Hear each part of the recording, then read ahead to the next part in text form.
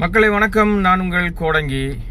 வா வாத்தியாரே அப்படின்னு ஒரு படம் கார்த்தி நடிப்பில் இந்த படம் வெளியாயிருக்கு.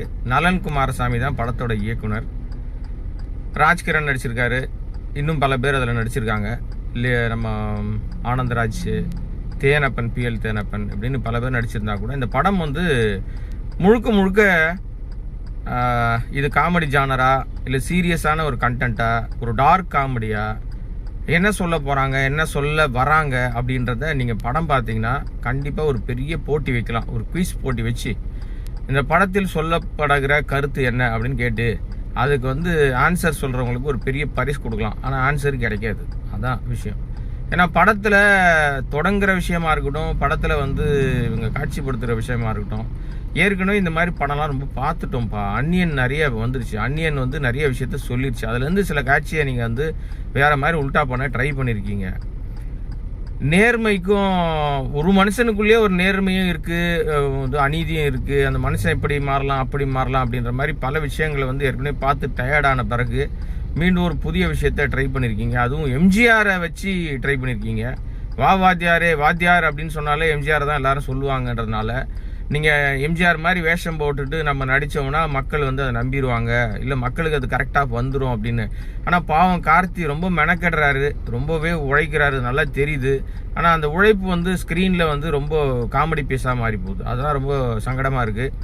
நல்ல மனுஷன், ஆனால் ஏன் இந்த மாதிரி கதைகளை தேர்வு பண்ணுறாருன்னு தெரில. நலன் குமாரசாமி எனக்கு இந்த ஹீரோவெல்லாம் எனக்கு சொல்கிறதுல ஒன்றுமே இல்லை. ஹீரோ டேரக்டர் என்ன சொல்கிறாரோ அதை ஃபாலோ பண்ணி பண்ணுவார். அதனால் அவரை நம்ம எதுவும் குறை சொல்ல முடியாது. பட் இந்த மாதிரி கதைகள்லாம் தயவுசெய்து கேட்காதீங்க கார்த்தி. உங்களுக்கெல்லாம் பருத்தி வீரன் மாதிரி கதை தான் லாக்கி. அப்படி தான் உங்களை பார்க்க விரும்புகிறாங்க. சும்மா நான் ட்ரை பண்ணுறேன், எம்ஜிஆர் மாதிரி இருக்கிறேன், அப்படி பண்ணுறேன். இதில் நீங்கள் உங்களுக்கு காமெடி வருது, ஆனால் காமெடியாகவே முழுசாக பண்ணிவிடுங்க. ஒரு தலைவர், அரசியல் தலைவர் வச்சுக்கிட்டு காமெடி பண்ணணும்னு நினச்சிங்கன்னா அதெல்லாம் ஏற்றுக்க மாட்டாங்க. ரொம்ப கஷ்டம் அது.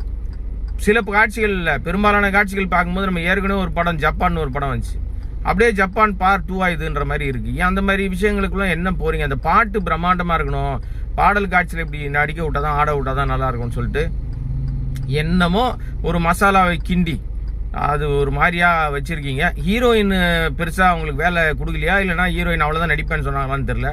ரொம்ப பெருசாலாம் ஒன்றும் மெனக்கெடுதல்லாம் ஒன்றுமே இல்லை. ஒட்டுமொத்தமாக இதில் நடிச்சிருக்கிற ஆர்டிஸ்ட் எல்லாம் ஒரு ஓரமாக வச்சுருங்க. இந்த டேரக்டர்னு ஒரு கேரக்டர் இருக்கார்ல, நலன் குமாரசாமின்னு, அவர் ஏதோ சினிமாவே கண்டுபிடிச்ச மாதிரி நினச்சிக்கிறார் போல இருக்கு அவர். இந்த படத்தினுடைய அத்தனை ஏழ்றைகளுக்கும் அந்த நலன் குமாரசாமி தான் காரணம். முதல்ல இந்த சினிமாவை எடுக்கிறேன்ட்டு இந்த புதுசாக ட்ரை பண்ணுறேன்னு ஒரு குரூப் இருக்குங்க. அவங்கெல்லாம் பயங்கரமாக கருத்தாழமிக்க படங்கள் பண்ணுவோம் நாங்கள்லாம் அப்படிதான் அப்படின்னு சொல்லி ஒரு டீம் கிரியேட் பண்ணி வச்சுருக்காங்க. அதில் பார்த்தீங்கன்னா உங்களுக்கு லோகேஷ் கனகராஜ், நலன் குமாரசாமி, இந்த கார்த்திக் சுப்புராஜ், இன்னும் சில பேர்லாம் இருக்கிறாங்க. இவங்கெல்லாம் அவங்க எடுக்கிறது தான் சினிமா, அவங்க எடுக்கிறது தான் விஷயம் அப்படின்ற மாதிரி நினைக்கிறாங்க. சினிமா அப்படி இல்லைங்க. யதார்த்த சினிமான்றது தான் மக்கள் விரும்புவாங்க. களத்துக்குள்ள மக்களுக்கு பிடிக்கிற விஷயத்த சொன்னீங்கன்னா தான் மக்கள் நம்புவாங்க. அது ஏற்ற மாதிரி இருந்தால் தான் படத்தை ரசிக்க முடியும். பாடல் காட்சியாக இருக்கட்டும், எல்லாமே ஃபேண்டசி. அதாவது சில பாடல்கள் மனசை விட்டு நீங்காமல் இருக்கும், காலத்துக்கும் மாறாமல் இருக்கும். எம்ஜிஆர் பாடல்லாம் அப்படி தான். அதை ரீமிக்ஸ் பண்ணுறேன்னு சொல்லி ஒரு குட்டையை குழப்பி சொதப்புறீங்க பார்த்தீங்களா? இனிமேல் அந்த பாட்டெல்லாம் எப்படியா கேட்கறது? யாரையா கொடுத்தா இந்த ஐடியா? இதெல்லாம் தயவுசெய்து ரொம்ப கேவலமாக இருக்குது. இது மாதிரிலாம் பண்ணாதீங்க. நான் நிறைய படங்களில் ரீமிக்ஸ் பாடல்கள் மூலமாக ரொம்ப மோசமான ஒரு விஷயத்தை கொண்டு அதில் என்ன நாங்கள் பண்ணுறோம், என்ன பண்ணுறோம், ஏது பண்ணுறோன்னே தெரியாமல் அந்த பாட்டையும் காலி பண்ணி, படத்தையும் காலி பண்ணி, ஒன்றுமே இல்லாமல் ஆக்குற வேலைகளை செய்கிறதுக்கு சில இயக்குநர்கள் ரொம்பவே முயற்சி எடுக்கிறீங்க. பழைய படங்களை, பழைய தலைப்புகளை, பழைய பாடல்களை தயவுசெய்து விட்டுருங்கப்பா. அதெல்லாம் எவர் கிரீனாக எப்பவுமே அது அழியாமல் புகழோடு அப்படியே இருக்கட்டும்.